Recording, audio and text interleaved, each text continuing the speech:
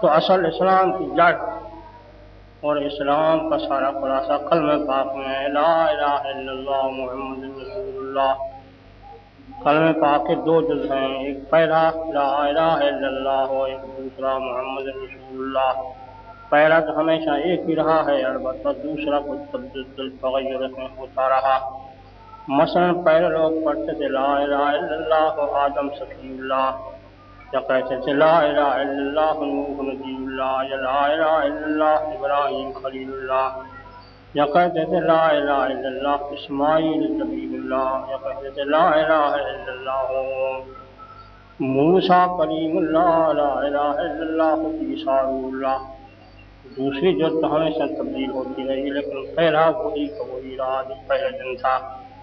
آخر اس امت کی باری آئی، سرور کائنات صلی اللہ علیہ وسلم نے جو سکھایا کلمہ وہ یہی ہے، لا الہ الا اللہ محمد رسول اللہ۔ دیکھیے پہلی جو وہی ہے جو سارے انبیاء پر آئی، دوسری جو البتہ وقت کے نبی کا نام کہا گیا ہے۔ تو لا الہ الا اللہ کا معنی یہ ہے کہ اللہ کے سوا کوئی لائق عبادت کے نہیں۔ ہر کتاب میں، ہر رسالے میں، ہر چھوٹے موٹے پمفلٹ میں یہ لکھا ہوا ہوگا کہ اللہ کے سوا کوئی لائق عبادت کے نہیں ہے۔ یہ کلمہ شریف کی پہلی جز کا معنی ہے۔ پھر عبادات مختلف ہیں، نماز بھی عبادت ہے بدنی، اور روزہ بھی عبادت ہے بدنی، دل کا یقین بھی عبادت ہے دل کی کہ اللہ کے سوا کوئی لائق عبادت نہیں، یہ بھی دل کا ایک یقین ہونا چاہیے۔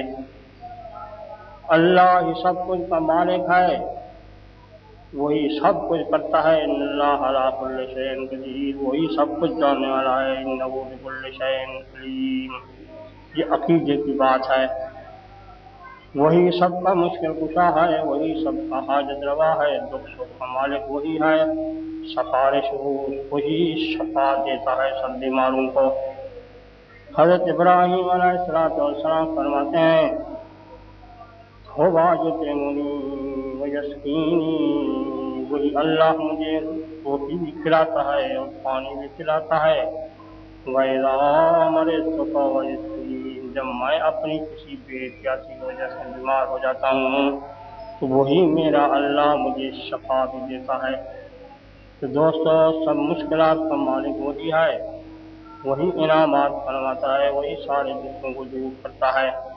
یہ دل کی ایک عبادت ہے، اس کا کوئی شریک نہیں ہے، نہ کسی ذات میں، نہ صفات میں، نہ عبادات میں، اس کا کوئی شریک نہیں، وہ واحد لا شریک ہے۔ وَلَا يُشْرِكْ بِعِبَادَتِ رَبِّهِ أَحَدًا، اللہ کی عبادت میں کسی کو شریک نہیں کرنا چاہیے، اگرچہ وہ دل کی عبادت ہی کیوں نہ ہو۔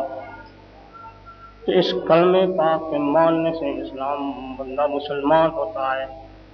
اگر یہ کلمہ کا معنی ہی نہ سمجھے اور دل سے مانے نہیں تو وہ اپنی زبان میں تو وہ مسلمان ہوگا، حقیقت میں وہ مسلمان نہیں ہے۔ اس کے ماننے میں پہلی بات یہ ہے کہ اللہ تعالیٰ اپنی ذات میں واحد لا شریک ہے، اس جیسی کوئی ذات نہیں ہے۔ اس لیے کہتے ہیں اذعان قلب لا کذات ہی ذاتن، اس جیسی کوئی ذات نہیں، یہی یقین کر لینا کہ اس جیسی کوئی ذات نہیں ہے، اور وہ صاحب صفات بھی ہے، اس جیسی کوئی صفت والا بھی نہیں ہے، وہی ہر جگہ حاضر ناظر ہے، وہی سب کچھ جاننے والا ہے، وہی حاجت روا ہے، وہی مشکل کشا ہے۔ یہ دل میں یقین کر لینا، وہ اپنے صفات میں آپ ہی یکتا ہے۔ اللہ جیسا کوئی مختار نہیں، وہ عالم الغیب نہیں ہے، نہ کوئی حاجت روا مشکل کشا ہے، نہ کوئی عالم الغیب ہے، وہ اپنی صفات میں یکتا نرالا ہے۔ اس لیے فرمایا لیس کمثلہ شیء، اس جیسا کوئی بھی نہیں ہے، وہو السمیع البصیر، وہی سب کچھ سننے والا ہے، ہر ایک کی فریاد کو بھی، اور وہی سب کچھ دیکھنے والا ہے، حال کارزار کو بھی وہی دیکھتا ہے۔ جو پہلی بات یہ ہے کہ خدا کو واحد لا شریک مانے، اپنی ذات میں، اور دوسری بات یہ ہے کہ اللہ تعالیٰ کو واحد لا شریک مانے صفات میں۔ تیسری بات یہ ہے کہ اس جیسا کوئی صاحب عبادت کا بھی نہیں ہے، اس جیسا کوئی کام بھی کوئی نہیں کر سکتا، اپنے کاموں میں وہی لا شریک ہے۔ یعنی اس نے روح بنایا، کوئی روح نہیں بنا سکتا، اس کا آنکھ کو دیکھنا دیا، کوئی وہ چیز نہیں بنا سکتا، کان میں قوت سامعہ سننا دیا، کوئی ایسا نہیں بنا سکتا۔ خدا والے کام کوئی نہیں کر سکتا، وہ اپنے کاموں میں بھی واحد لا شریک ہے۔ چوتھی بات ہے کہ اللہ تعالیٰ اپنے احکاموں میں بھی لا شریک ہے، خدا جیسے احکام کوئی نہیں بنا سکتا۔ اللہ نے انسانی مشین کے لیے انبیاء کو کھوجا اور انسان کی اصلاح کے لیے ایک نظام زندگی دستور حیات بھیجا۔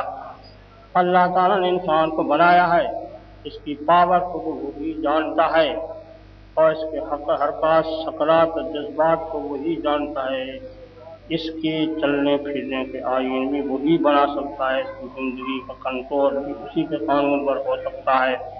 وہ جذبات انسانی کو جانتا ہے، اس کی قوت وہ پاور کو جانتا ہے، اس لیے وہی احکام دیتا ہے۔ پیغمبر صلی اللہ علیہ وسلم ان کی اشاعت کرتے ہیں، انسانی زندگی کی اصلاح منحصر اللہ کے قانون میں ہے، اس لیے اس کے احکاموں میں بھی کوئی شریک نہیں ہے۔ ولا یشرک بحکم ربی اعضاء، اللہ کے حکم امر میں کوئی بھی شریک نہیں ہے۔ الا لہ الخلق والامر تبارک اللہ رب العالمین، اسی کا حکم چلتا ہے، اپنے احکام میں واحد لا شریک ہے۔ اگر کوئی کہے کہ پاکستان کی اسمبلی یا امریکہ کی اسمبلی والوں نے ایسے قانون بنائے جو قابل عمل بھی ہیں اور قابل عمل بھی ہیں اور ذریعہ نجات بھی ہیں، تو یہ بالکل غلط ہوگا۔ اللہ کے قانون لائے ہوئے نظام زندگی انسانی کے لیے وہی فٹ ہو سکتے ہیں۔ اللہ کے قانون آئے ہوئے جو انبیاء علیہ السلام کی وراثت سے آئے ہیں وہی لائق عمل بھی ہیں اور لائق عمل بھی ہیں اور لائق امن بھی ہیں اور ذریعہ نجات بھی ہیں۔ ان پر انسان چلے گا تو نجات کے آخر میں پا جائے گا، دنیا میں ذریعہ کامیابی بھی ہو سکتے ہیں۔ پر دنیا کا کوئی قانون ایسا نہیں کہ نظام زندگی انسانی کے لیے وہ اچھا ہو بشرطے کہ خدا کے حکم کے مخالف ہو۔ تو دوستو، اپنے احکام میں بھی وہ واحد لا شریک ہے، اپنے ناموں میں بھی وہ واحد لا شریک ہے۔ یہ پانچویں بات ہے۔ ہاں مشابہت لفظی تو ہو سکتی ہے کہ رؤوف الرحیم پیغمبر صلی اللہ علیہ وسلم بھی ہیں، اللہ کا نام بھی ہے، سمیع بصیر انسان بھی ہوتا ہے اور اللہ بھی، لیکن اللہ کا سمیع بصیر ہونا اور بات ہے اور آدمیوں کا سمیع بصیر ہونا اور بات ہے، لفظ ایک ہے اور معنی الگ الگ۔ تو دوستو یہ پانچ باتیں ہیں، اگر پانچ باتیں مانے تو پھر ہے لا الہ الا اللہ، خدا کے بغیر کوئی معبود نہیں ہے، یہ یقین کر لے۔ دو چیزیں اور بھی ہیں کہ یہ مانے کہ خدا کے نیچے نظام عالم میں وہی یکتا نرالا ہے، کوئی اس کا نائب نہیں ہے، اس لیے فرمایا ولم یتخذ ولدا قل هو اللہ احد لم یلد ولم یولد، اس کا نہ کوئی نائب ہے نہ اس کا کوئی افسر ہے، نائب کوئی بھی نہیں اس کا، وہی نرالا اللہ سب کو کافی ہے۔ اور ایک اور بات بھی مانی پڑے گی، کیا اس کے نیچے کوئی سفارشی بھی نہیں، غالب جو زور سے منا لے اللہ کے ماقوں پر اسباب کوئی سفارشی یہ بھی نہیں ہے۔ اگر یہ سات چیزیں مان لے تو پھر اس نے کلمے کا صرف معنی مان لیا، لا الہ الا اللہ، یہی ایمان باللہ ہے۔